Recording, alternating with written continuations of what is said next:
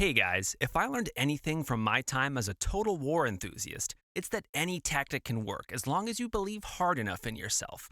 Or use cheat codes, but don't tell anybody about that.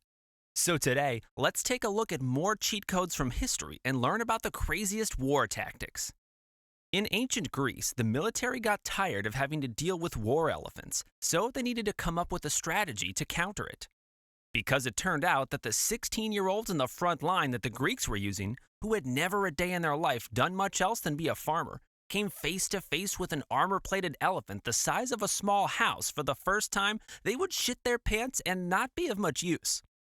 So the Greeks, being the geniuses they were, decided to come up with a great way to counter the giants: war pigs. And not just any war pigs, flaming war pigs. You see, through trial and error, the Greeks at the time had not had much success defeating war elephants, and neither had the Romans for the matter of fact. There's accounts of both of them trying to use different animals as military animals themselves, including dogs, boars, and even lions. The problem with a lot of war animals are they are hard to transport and especially in large numbers. I mean, can you imagine trying to convince a group of lions to join you in a war? But all of that changed one day. Some guy had the great idea of taking a bunch of cute little piggies, drenching them in crude oil, resin, and other combustibles, lighting them on fire, and setting them off against the enemy's elephants. The elephants would lose their minds as small little pigs on fire would run towards them, covered in flames, squealing their lungs off. It's even noted to have been so effective against the elephants that Alexander the Great, the Romans, and the Greeks all used flaming pigs against war elephants in their time. Next up, we have one of history's first accounts of biological warfare: catapulting corpses over city walls. In the mid-1300s, the Mongols were trying to siege the city of Kaffa, but they were struggling with dealing with the large walls of the city. Waiting on the outside of the wall, members of the Mongol army suddenly began falling ill and dying. Unbeknownst to them, they were actually carrying the plague with them. They were aware that whatever was around them was dangerous, as members were dropping like flies, and they couldn't afford to wait much longer, so the general had a great idea. How about we start catapulting the dead bodies over the city walls and hope something happens?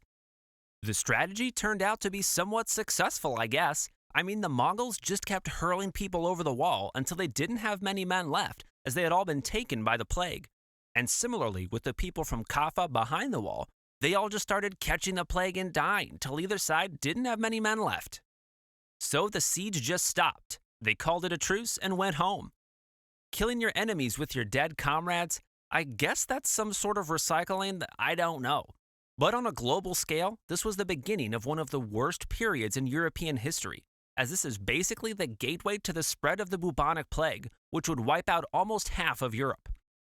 Next up, we have a classic that you all probably know, but it still deserves to be on here: the Trojan Horse. I mean, nowadays, I guess it's nothing crazy, but the Greeks were ahead of their time with this one.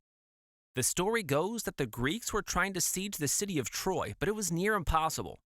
For 10 fruitless years, they tried to siege Troy, but just couldn't, until one day, they got the genius idea of constructing a giant wooden horse and hide a group of soldiers in the horse. The Greeks then pretended to sail away, and the Trojans were over the moon after this. I mean, imagine it. For 10 years, they had the headache of the Greeks standing outside their city walls, attempting to siege it with different methods. So the Trojans, thinking they had finally gotten rid of the headache, opened the city walls and noticed the Greeks left a giant wooden horse. They took it into the city as a form of a victory trophy to remind them of the massive W they just took. Then the same night, the Greeks that sailed away returned to the city of Troy in the dead of night, and then meanwhile, a group of soldiers snuck out of the wooden horse and opened the gates for the Greeks.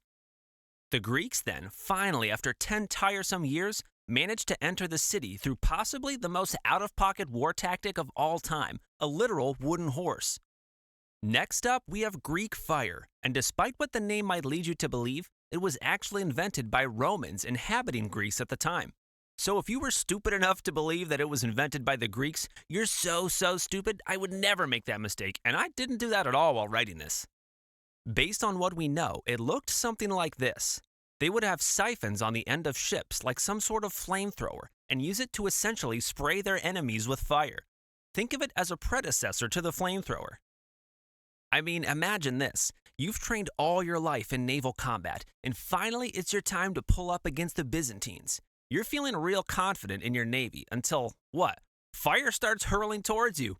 You have barely figured out how to mend metal, and now you're seeing fire fly towards you from a ship. It even burns so hot and is made of materials that let it continue to burn on water. Even crazier to this day, we still have no idea what it's made from or how to recreate it. All we really know about Greek fire was that it burned on water, it was a liquid substance, it was ejected from a siphon, and it was accompanied by the sound of thunder and a lot of smoke. If it wasn't crazy enough that the Byzantines used it at sea, they also had strategies involving siege machines where they would put someone on top of a platform like this. And they would have them stand there with a portable flamethrower and just spit fire at them. There were people who never ate anything but stale bread and water who were defeated by a portable flamethrower. Mental. And there you have it, guys, the craziest war tactics in history. Let me know if you have any video ideas that you want to see, and if you don't already, I'd really appreciate it if you subscribed. See you next time as always.